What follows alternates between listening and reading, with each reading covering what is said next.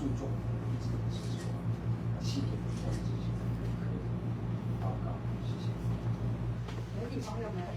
大家好，大家午安，很高兴大家有此刻来跟我们在这边这个共襄盛举，我们有一些计划呢，想要分享给大家。对，我们最近因为四台联合基金会有这么一个很好的管道，也就是 UN 联合国的这个管道，在利用这样的一个管道，想要计划为年轻人做一些将来可以进行的一些发展。所以呢，今天呢，等一下我们的执行长还有副执行长会把细节跟各位解释。还有刚才我自然讲的7月9号的我们有这个台湾的贵宾要来这边参加这个认购，到时候也请大家能够拭目以待的，能够来参与。谢谢大家，我帮你们，谢谢。邀请林志明执行长。大家好，那今天是非常难得的一个机会，我们四台基金会，因为是所有的董监事几乎大部分都不在纽约所以今天因为是北美洲台商总会在华盛顿办年会，那我们就很多董监事就到这里来，所以我们就利用这个机会，刚好我们7月份有一个很重要的一个活动，就在这里举办一个记者会，那我们想透过我们纽约地区的媒体朋友帮我们把这个消息传播出去。那这是我们累积起来一段时间的一个经验，然后我们觉得可以再更往前面再走。那我们这个计划叫做 UN Go Start UN Go 就是那这个是我们的 Stella 律师帮我们登记trademark的这个是就是说我们在做的是跟联合国有关系的一个倡议，参与联合国事务的一个倡议。那这个倡议我们从去年2013年的1月17号就在纽约，也就在这个 Sheraton 这里跟台湾会馆，我们就做了第一次的 pilot project 如果你有机会可以上我们的网站去看一下去年我们的做法。我们就是在办了好几场的这个有1天半的课程，就 workshop 工作坊。那我们请了2位这个非常国际化的专家教授一位是从 Houston St. Thomas 台湾人的教授叶教授，另外一位是 UPenn 的一个 Dr. Deliso。那他们就在讲2个主要的议题，就是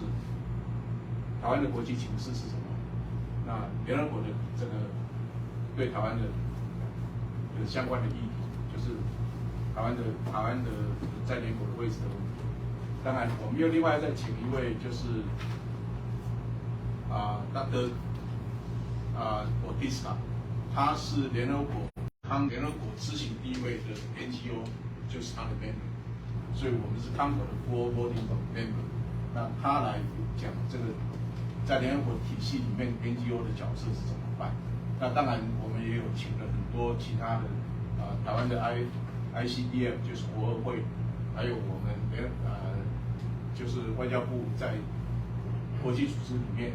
参与的这个专家，就联合国工作小组的讲政府的部门，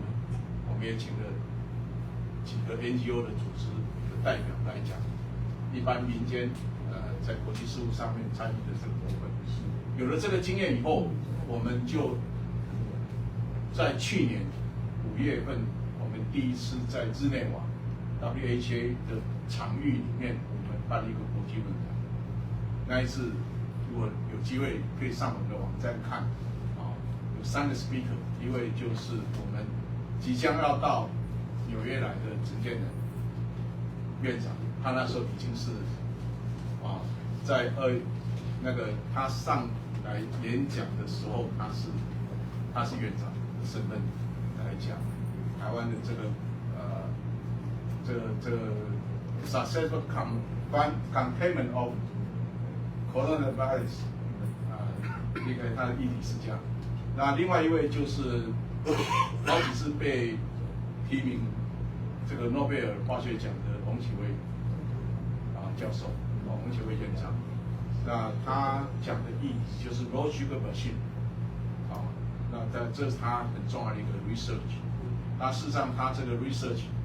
被这个国际化学联盟选为2023年 one of the top 10 chemistry 的里面最重要的一个 award 给他。那他的这个 research 的结果很可能会影响 next generation 的 medicine。OK， 那他这个技术已经在计算。那另外一位就是因为我要去纪念这个因为 SARS 而死亡的一位意大利的医生，那个奥巴尼医师，那他的专辑作家跟他的遗孀也来参加我们那一次的论坛。那么延续了这个经验以后，我们就开始对于国际事务非常的重视。我们董事会就觉得我们在所有的 UN 的几个重要的 agency 里面，我们应该能够稍微做更多一点。那包含了去年2023年的12月、11月底，我们第一次拿到联合国气候变迁大会的观察员的资格，就是 UNFCCC 的资格，所以我们正式的派了4位代表到迪拜去参加 COP28， 其中一位代表就在我们后面这个国旺是国旺，他是哥伦比亚大学毕业的，是我们的世来基金会的 Associate Director， 他有参加跟我一起到那边去参加那对这个议题，我相信大家都知道，气候变迁是一个很重要的一个医学。然后，所以今年我们就把这个整个计划我们推出来，叫做这个 UNGO 的这个 Global Training Program 全球培训计划。所以我们今天要跟大家介绍，这本来要介绍的人，因为很抱歉，他是刚好是我们今天是北美洲总会的总会长的，现在在选举，所以他是选举委员，所以他现在还不能下来。他理论上这个部分应该是他讲的 portion， 不过我就因为他没有办法下来，我就先代替他解释一下这个计划是怎么样做。那我们的规划是这样子，我们是准备跟几个大学的教授的 consultant 研究，把台湾的一些相关的议题列出一些课程，然后跟几个大学，不管是台湾的大学或者是美国的大学，我们跟他们签个 MOU。如果你的大学开这样的课程，如果有我们第2代的子弟或者是台湾的学生来参加去上过这个课，那他就可以来跟我们申请，由我们世来联合基金会去提供机会到 UN 的 agency 里面当 intern 或者 fellowship。那这样的话，我们的年轻一代就会有机会去参与更多的国际组织的机会，而且是实际上的 participation。这是我们基本的概念，大概就是这样子。那当然这里面有牵涉到很多的其他的细节，我就不在这里一一的跟大家解释，因为这个 project 比较大，所以我们会一直 rolling out。所以 rolling out 就是我们会一个事慢慢一直把它加起来。那有一个，当然我们有一个很重要的目标，这个陈董事长，因为他在这个美国政界里面有很多的Senator 这些朋友，所以他也跟我讲说，最近拜登总统才 sign into the law， 就是这个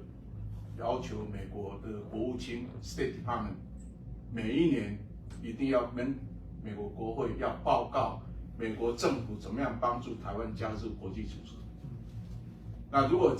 我们这个 UNGO 的 Global Training Project roll out 以后，如果我们能够跟美国的国务院建立一个关系，说，我们的 project 变成你可以 publish 的一个 information， 一个 achievement， 那这是一个我们会认为这是一个很值得我们去努力的一个方向。就是我们斯莱德基金会是一个美国的 NGO， 那我们也跟 State Department 有一个合作的方案。那这个合作案不只说是针对于美国或者台湾而已，事实上我们也看到那个欧洲的一个很大的改变，所以我们今天还有一位我们的年轻人是 Marcus 宋明恩，他是在德国，他在德国出生的，在德国长大，但是会讲中文，会讲台语，会讲德语，会讲英文，会讲法语大概 multi-language 那他会负责我们斯莱这个欧洲中心我们现在正在成立斯莱欧洲中心，他是负责这个筹备小组召集人。那我们斯莱联合基金会已经在乌干达成立了一个东非中心，那是我们最早成立的一个 out of 美国的一个东非中心。那可能你们也可以 Google 一下我们在非洲做哪些工作那这个也许我们副董事长最 proud 的一个 job， 就他在30分钟之内就帮募到的钱就可以做我们去盖在乌干达坎培拉盖的一个诊所。这是 Within 30 minutes 11万。来 ，Alice 来，你到了 ，OK， 好。那么，如果他因为没听到我前面讲说，所以他以后可以，他等一下可以重新再读一次就是有关 UNGO 的全球培训计划。那我今天我的工作是，我本来我要讲的部分是要介绍我们跟陈振明院长的一个关系的因缘。那因为陈院长就像我刚才讲的，他在去年就是以行政院长的身份，在我们的 NGO 的WHO 的论坛，他发表了一个演讲，他就觉得我们这个团体很不错斯莱基金会这样的一个团体非常好。然后我们有2次的这个在台湾办的这个 International Charity Gala， 他都是我们的主编，所以他对我们这个团体非常的熟对我们的好多人大家都跟他见面。那这一次呢，因为他到纽约来也是我们也特别跟他邀请说，这个时候你下台了，那是不是在联合国的高峰会议期间，你要不要来一趟？他就亲口跟我答应说，可以我可以来所以他7月9号早上抵达他抵达是从他也去参加2个，一个在 UPenn 在 Pennsylvania 的美东夏令营之后他到 Denver 去参加那边的夏令营，他从 Denver 飞到这边他坐 Red Eye Flight 早上6点钟抵达，那下午他会去哥伦比亚大学参加他一个好朋友的退休的一个 party， 然后我们7月9号晚上6点到10点，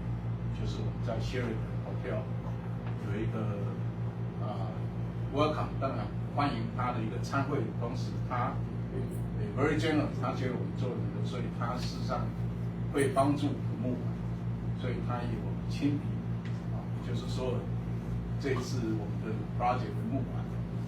他有一个谢函，是他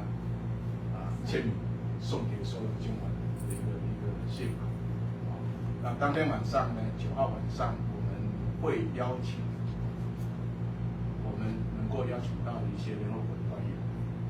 那我们正在邀请中，那也透过我们董监事还有特别是陈董在这个社区里面的关系，我们会邀请一些这个政府官员民意代表学校的一些校董这样的一个国际的场合。这个因为在我们去年2023年就办过一次，说有蛮有经验的就那一次，如果你们有机会看到的话，我们很多联合国的官员非常高兴，他们跟我们几乎是融合在一起。因为那一次我们主要就是跟他们一起 celebrate 这个 Lunar New Year， 所以他们觉得很有意思。所以我们9号这一天就是有一个这样的一个晚会，那我们希望能够我们的台侨的社党可以来跟陈副总统跟前院长有个机会跟他见面，跟他沟通，然后也有在这种社区里面有跟这个美国的一些团体甚至联合国的团体联合国的官员可以有一个交流的机会，这是我们期待的那隔一天呢，在7月10号，我们在曼哈顿我们有一个正式联合国高峰会议里面的一个有登记的side event，但是因为我们考量到很多参加的人呢，他们因为要进UN有点困难，这个要花比较多的精神，所以台湾到目前来讲还拿不到 pass， 所以我们场地选的是在外面，是在UN旁边的一个场地，所以就没有这所谓的issue。那这个我们目前是4位 speaker， 4位 speaker， 一位就是第一位 speaker 是我们请的国会台湾 ICDF 的副秘书长史立军是副秘书长他要讲的议题，我们这个议题是英文，是这个主题是俄乌战争之后对于亚太地区产生的这个地缘政治的危险性，跟对于联合国永续发展目标的impact是什么？基本上这个大议题是这样，所以每个人会讲他的部分国会他会讲的部分，基本上的主题会在台湾在俄乌战争之后所做的一些特别对于乌克兰的重建计划做过哪些工作。那第二个讲者是这个我刚才介绍的联合国康国的 President Liberator Odessa，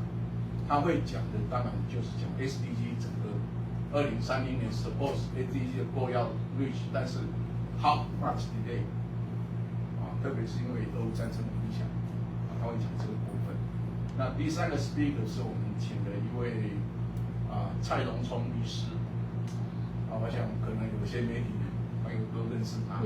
他女救系非常有名的一个脑神经科的医师。那他因为他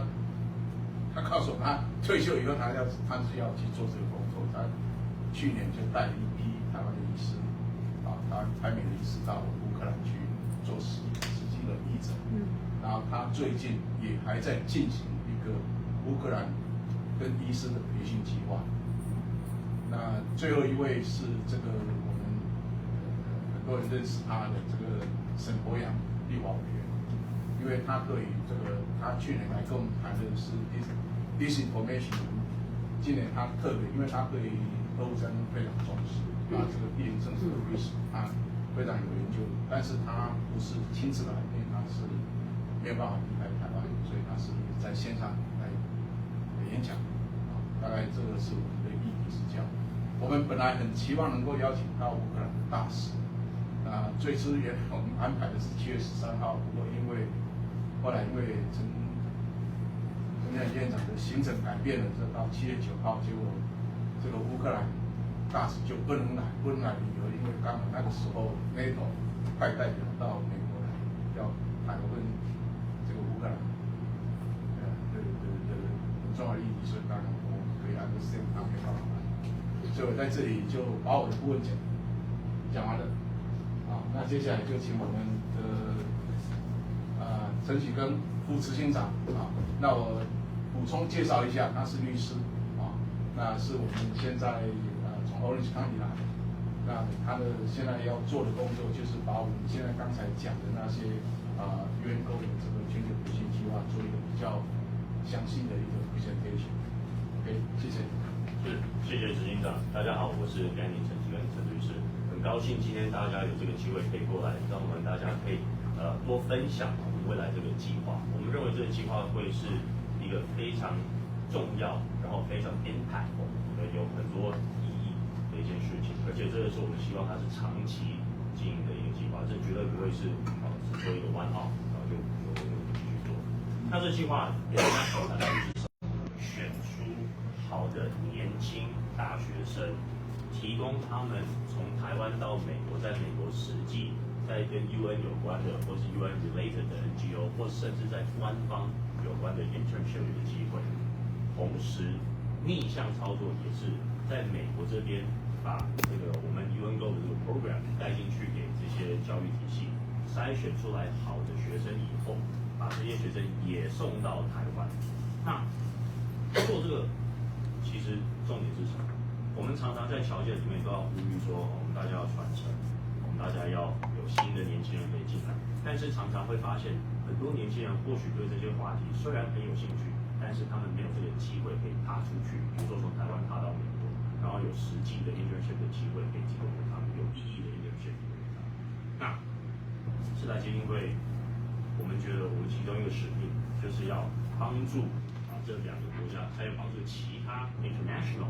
其他国家有意愿栽培这样的学生的学校，还有这样的教育体系，提供这样的 internship 的机会，让他们可以越早，让更多的年轻人可以到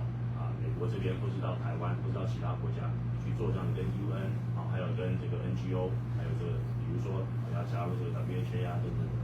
这些很重要的话题。那我们就来想象看，很多这些学生都会是有可能已经对 Model UN 有非常了解，因为他们会对这方面有兴趣。很有可能这些学生是 political science 的学生，很有可能这些学生未来会是那些国家的 policy makers， 未来会是那些国家的官员，会是那些国家的民间选出来这些代表。如果我们可以更早就把我们的这些教育体系我们这些教育的内容提供给他们的话，我们就更有可能在未来可以帮助台湾、帮助美国、帮助很多其他国家对这方面话题、国际的这个 NGO 的这些话题有关，或甚至我们就是帮台湾在世界各地有可能可以交到更多的朋友。对，那以执行的层面来说的话，因为我们会要把这些教材还有讲师，我们会先要把它整理好以后呢，我们要去找到可以搭配的学校，我们把这些东西跟学校谈好以后，置入进去他们的教材里面。那同时，经由学校老师，还有经由我们的讲师，我们就陆陆续续开始筛选有这些意愿的这些学生。同时，我们也在美国这边，还有在台湾那边，我们会开始寻找好的 internship 的这个机会 ，meaningful 的 internship 的机会，让他们这些学生在1年的学年之后，再筛选出来，可以把他们带到这些国家。那针对这些 internship 的话，我们也是希望它的确是一个 meaningful 的东西，而不是就只是或许到美国这边走1个礼拜，我觉得这个其实还蛮可惜的，上了这么一整个学年的课程呢，就只来一下子。所以我们都会很努力的去寻找 meaningful 比较 long term 的一些 internship 的这个机会。对，那也希望这些学生当他们结束了这1个年的学年的这个教育，加上这个 internship 之后，他们未来也可以回来到我们世台基金会里面继续帮助，然后变成是我们 UNGO 其他的讲师越来越 senior， 我们产生出来一个非常非常好的 ecosystem， 我们可以有很多很多的 participant， 大家越有机会互相学习，然后又把这个东西带给更多的年轻人。好，那以上这是我们这个计划的一个大框那我们还是在很努力的把这个 program 建立起来。那也很谢谢大家今天有这个机会可以过来听。我知道媒体的朋友们，希望你们把这个讯息传达出去，让更多有兴趣跟我们世台基金会一起发扬光大这件事情的可以跟我们联络，让我们有这个机会可以把这个讯息带给更多人。那也要呼吁世台基金会，其实我们的董事们大家都非常认真，我们都是 self-funding，OK， 所以有意愿参加我们，有意愿来到我们的 fundraising 的活动的话，或者是有意愿直接上网去多了解我们，甚至直接给我们 funding 的话，我们都非常非常 welcome 这个 contribution。那也希望你们大家可以多了解我们做的这些事情，真的是 very meaningful。我不知道刚刚执行长有没有已经有机会跟各位也简单说一下我们在日内瓦有OK。今年没有讲，今年还没讲，今年还没讲。对。那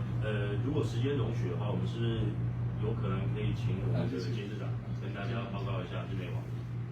好，谢谢。你好，我叫 Philip Chen 是今年担任世台的监事长。非常感谢董事长跟副董事长他们真的是出钱出力，在背后非常强大的支持这个整个世台基金会的执行。那我们执行长见证了他不仅出钱出力，还全家出动。那我们的新生代启根真的是我讲2点就好，简单讲，就是去年跟今年我都有参与这个日内瓦，就是 WHO 世台在推广。那在参加之前，我们带着期待，好像说在以前在媒体看见的这一些好像台湾各个团体都去推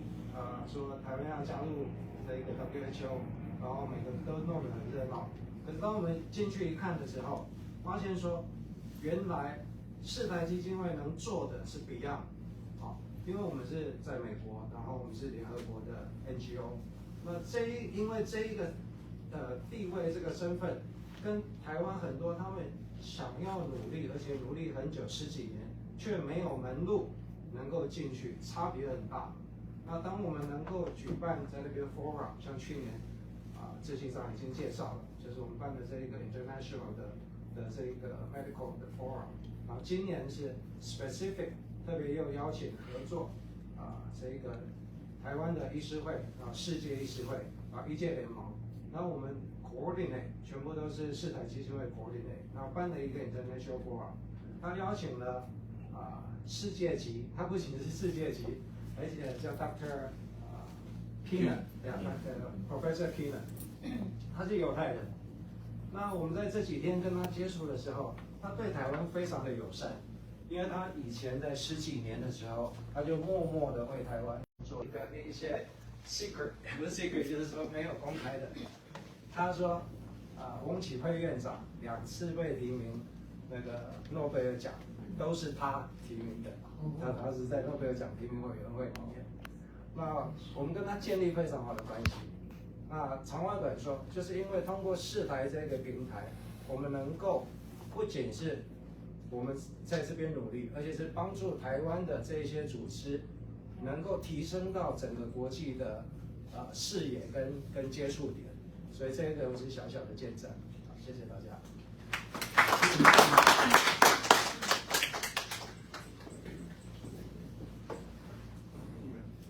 媒体朋友有没有什么想要问的？今天是现在你们以后就会跟着大学跟美国的哪一个大学在合作？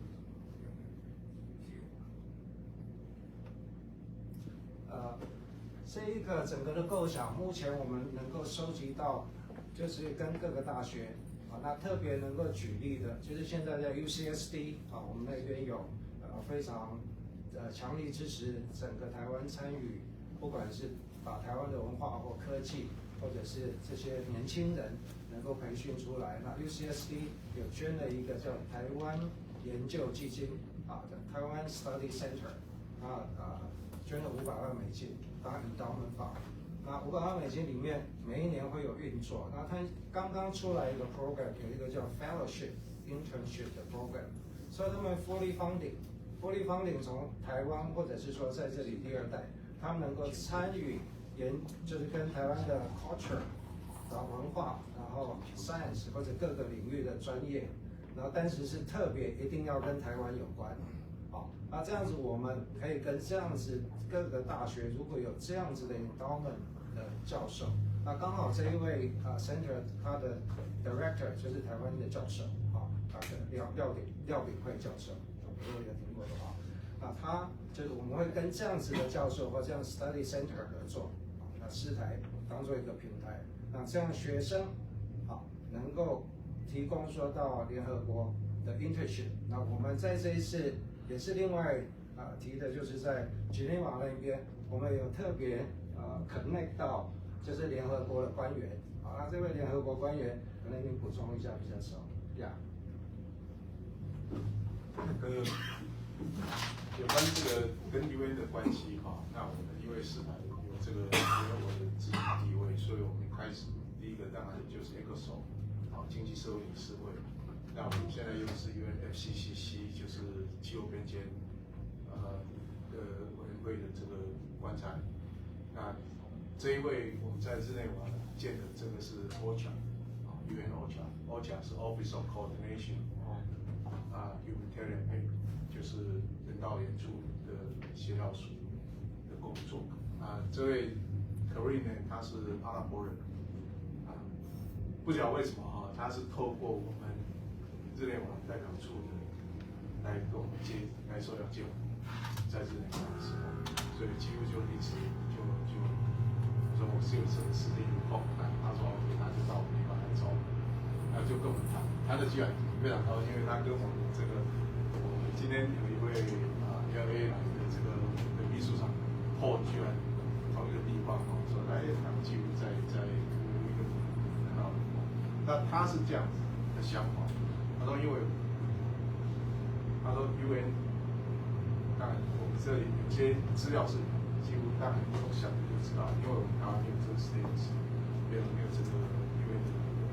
资源所以呢，但他知道台湾有钱，就很 generous， 我这样讲就是在整个humanitarian aid 方面，大家都知道，但是呢，因为我们没有那个 status， 我们的fund我们捐进去，比如说这个乌克兰国捐款就不入账，那条不能入在UN的系统里面的账。那当然大家知道现在可能有些，如果你有注意到这个新闻，就说美国跟欧盟，他现在要 froze Russia 的 account， 用那个 account 来pay back 这些方面，那我们就没有那个 account， 我们就没有机会可以拿回来。第二点是，他要找我们，像是来这样一个 NGO， 因为我们不是从他做，所以他可以跟我们合作。那我说，那我们怎么合作？所以刚才好像fellowship就很难咨询，就说这样子我们可以给你们fellowship的做方案。所以 OCHA 第一个是，所以才会从那里以后，我们今天这些 idea 就慢慢就这样一直把它凑在一起。然后整个今天就是有一个比较基本的一个概念、一个模型的一个影响力，从哪边来的？那OCHA它本身已经跟我们谈的，在亚太地区它需要我们的活动，特别讲到在曼谷的那我们今天可能大家还没有注意到，因为我再介绍几位我们的时代的总监事，这个 Kenneth 他是在LA 那这个菲是在New York，Stella 是联手，那还有几位我们的 supporter 这个当你是从温哥华温哥华开始，这个威斯州，这个你们认识很伟大，很伟大。从开始设立的时候，我看到这个监督一直到今天，已经很有成就，很有成就。谢谢你这有电视机那等着的吧？He's one of the promoter, right? OK， 还有David 你好 ，OK， 是从杨乐华工作，那杨乐东是从Boston 来的，这个 Alex 是纽约青商的OK， 那大概我们的你可以看到我们的成员几乎都是遍布全世界，因为在3个里面。对，纽约，戏谷是。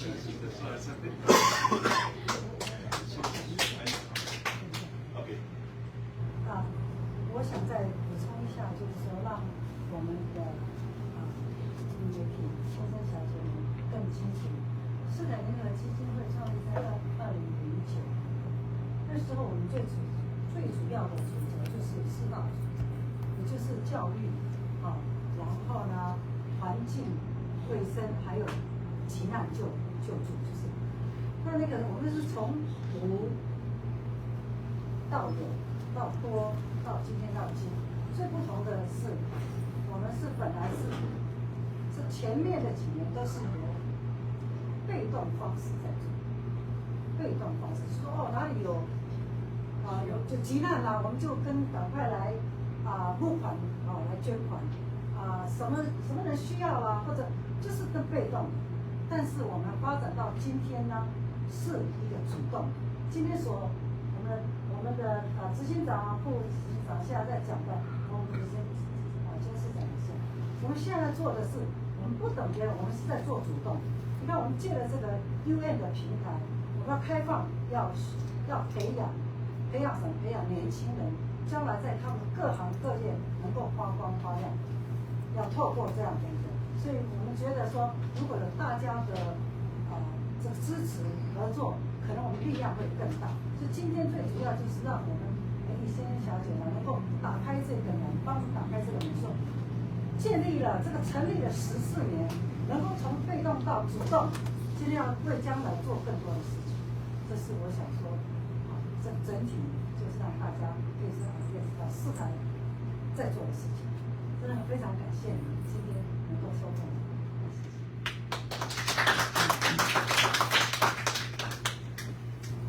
再请教一个问题，因为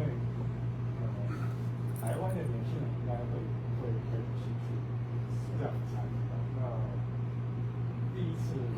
办这样的机会，它的规模啦，或者是选择啦，有想过它的方向是怎么样，然后相关的资源需要投入多少？我来帮忙回答这个问题。对，所以首先我们是希望在学校的合作的同时，也可以去更加确定说，在美国跟在台湾各能够产生出来 internship 的机会会有多少。对，那私底下自己有给自己一个目标，当然就是能做越多越好，对不对？就是 a realistic goal， 我认为是如果我们有可能可以至少有5个双向的这样的一个交换，以我们第1年这样来说的话，我觉得这是对自己来说是希望可以教的功课。对，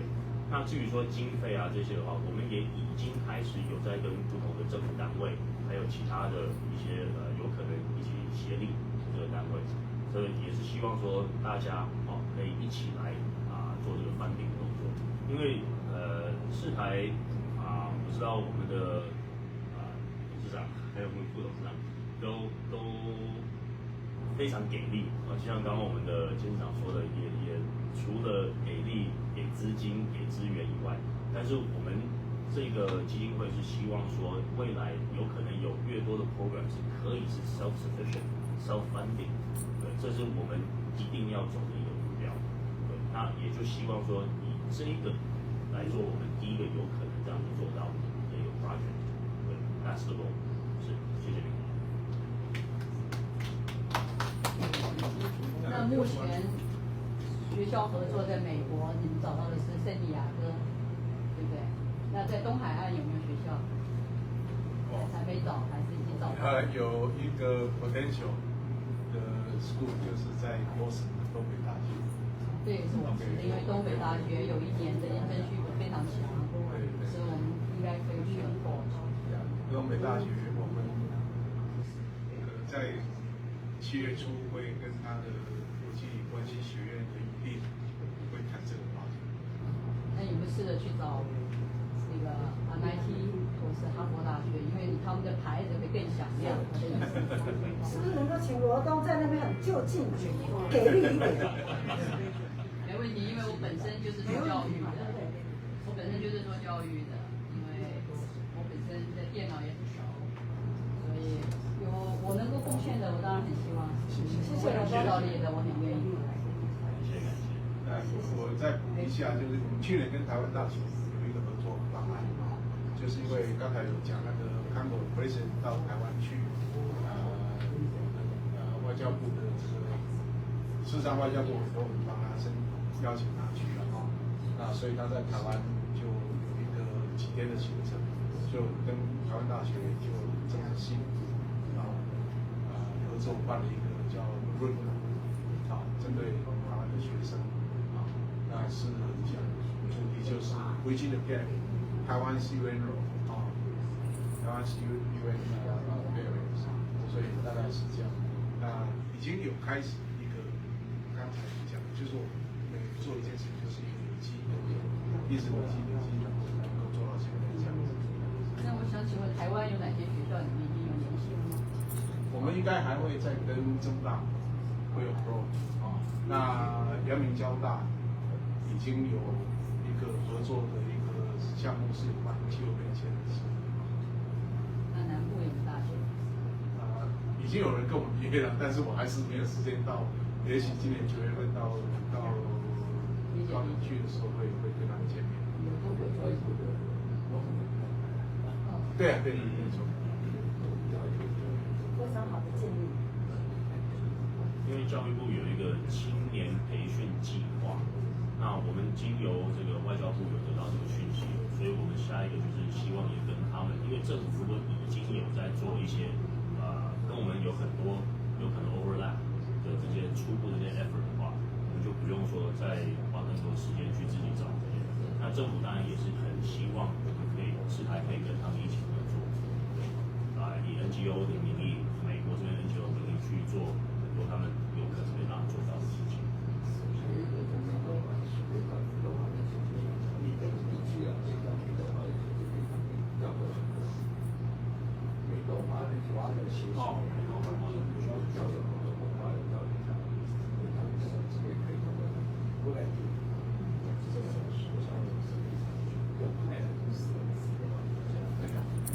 在西北大学担任兼任讲师，可以帮忙前线西北大学。然后有个问题就是说，那对于就是看到新闻稿，看到新闻文，如果希望他做一个 action 是什么 action？ 希望看到稿的这些读者做什么事？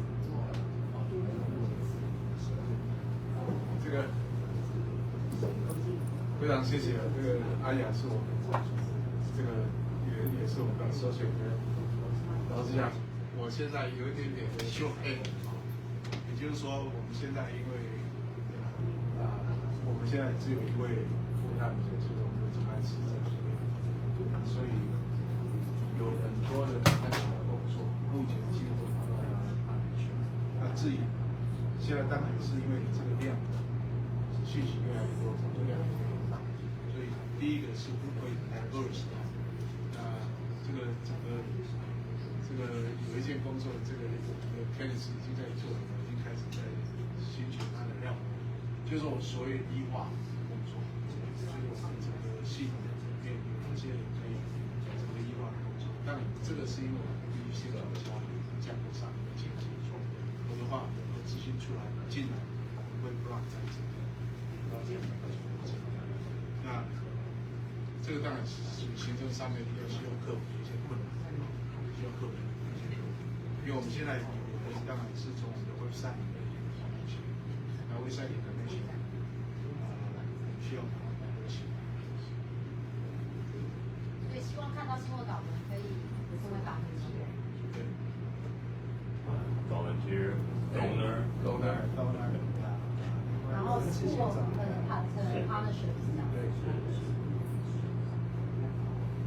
的确，响应我们执行长说的，我们都会一直需要有更多的 volunteer 来加入。那很多人都有不同的 skill set， 都有不同的强项。那只要大家的 passion 跟大家的这个 wavelength 都是一样的话，那我觉得我们可以凝聚很多人来做很多事情。那我就不好意思，保蓝透的意思就是说，被保蓝贴。大家或许不知道，但是北美洲台湾商业联合总会过去这几年的social media做得非常好，很大的原因是后面有一位叫童年。那自然联合基金会在social media这一块呢，我们也还在学习怎么样可以 reach 很多人。所以是不是趁这个机会，童年今天也在这边，可以帮忙我们看一看，好，谢谢。另外补充刚刚执行长可能不好意思讲，我们需要当然现在目前世代基金会的方顶都是靠各位的一些董事，然后有很多是大家一起支持。那我们的确需要小额的捐款，能够扩大。你捐款就是表示你关心这一个事情，也支持这一个事情。所以说 action， 我们也期待小额的捐款。就讲到这个捐款，那我当然这一次7月9号，刚才有讲那个陈建仁院长他会给一个 thank you card 给所有的捐款者来给我们赞助这一个 project 但是我在这边也要特别谢谢纽约的这个林世宝老师他跟昨天一样他为了那个那这一次他是为了我们这个计划他也捐了100的画出来，给大家当场在那边，那我们这一次的募款他的画是，其实他的画大家可能知道不止100刚才那个他是包含有另外包含也是有人去跟他是帮场，那我们这个画也是250，所以他的250是有一个match，所以也希望说这一次能够透过这个陈建院长来是陪我们这个机会，那跟这边很多的侨社的大家的侨团的可以来跟我们认桌给我 sponsor 来或者赞助我们这样的一个案例。那当然这里面有些行政事务还在整理中。那在当天呢，会有一个 silent， 第一个先把林老师的那些话，如果说你喜欢，你就刚好可以认了，就可以拿了就捐了钱就可以拿走。那第二个有一个 option 就是他呢，如果当场那些话还有剩余，就是把那个 option 掉还有他又是林老师，他也特别为了这个计划画了3幅画很抱歉，我那个一妙，你那边有没有那个3幅画的名字他也会，那他会有他的亲笔签名在那个上面在画上面。那这个画已经他的这个市价大概价值在2000，但是我们从minimum1000块钱开始标那这个是他在这里特别谢谢林世宝老师。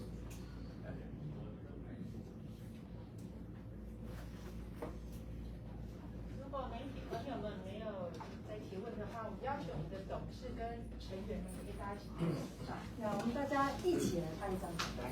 好，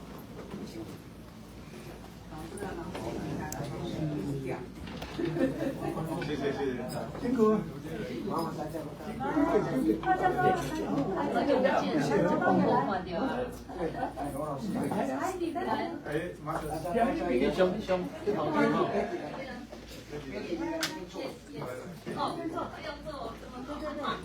我们给那前面走拍照好啊。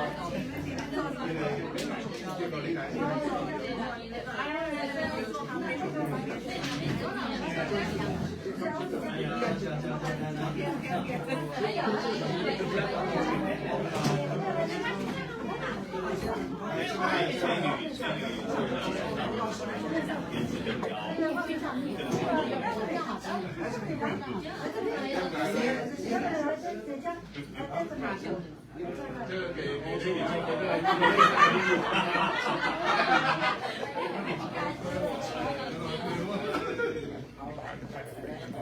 不起。